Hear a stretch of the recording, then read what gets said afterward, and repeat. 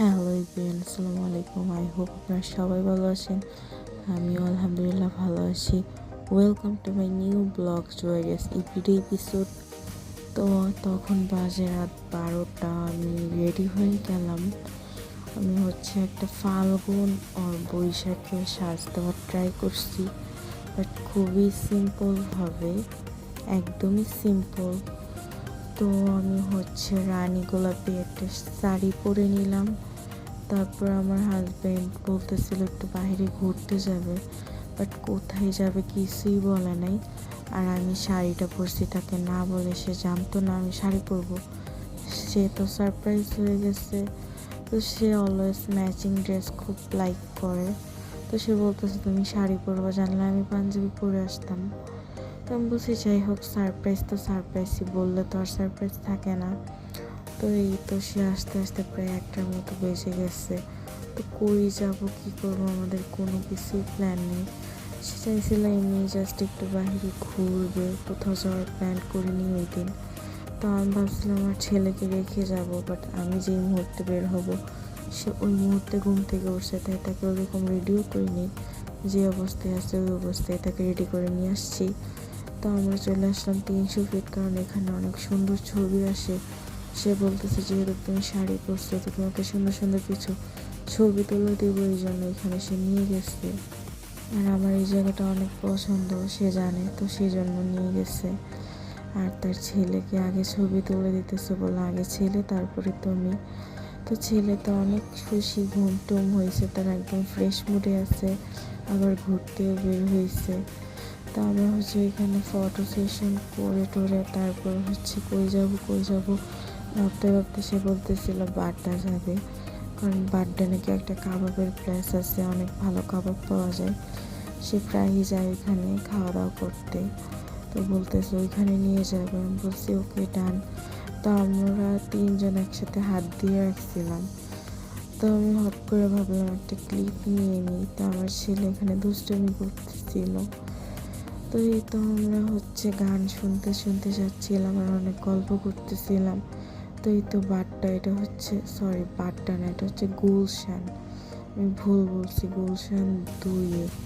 তো ফার্স্টে বাড্ডা গেছিলাম, ওইখানে মেবি একটা কি মিস্টেক হয়েছে, তারপর গুলশান আসলাম। তো এখানে একদম স্ট্রিট ফুডে ভরা, আর এখানে এত মানুষ মনে হইতেছিল যেন সন্ধ্যা মাত্র, মানে রাত যে 2টা বাজে এর কোনো আভাসই নাই।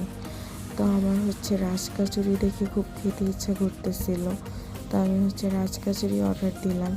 আর এখানের ভাইয়াগুলি আমার ছেলেকে ফুচকা এনে দিচ্ছে। তো সে এনজয় করতেছে, তার খুব ভালো লাগতেছে, আমারও ভালো লাগতেছে। অনেক দিন পর স্ট্রিট ফুড খাচ্ছি, কারণ সেই রোজার আগে একবার স্ট্রিট ফুড খাওয়া হয়েছিল, অনেক আগে, প্রায় শীতের সময়। তারপরে স্ট্রিট ফুড খাওয়া হয়নি। তো রেস্টুরেন্টে তো প্রায়ই যাই, সপ্তাহে কয়েকদিন যাওয়া হয়, বাট স্ট্রিট ফুড খেতে যাওয়া হয় না। তো এই তো ফাইনালি আমার রাজকাচুরি চলে আসছে।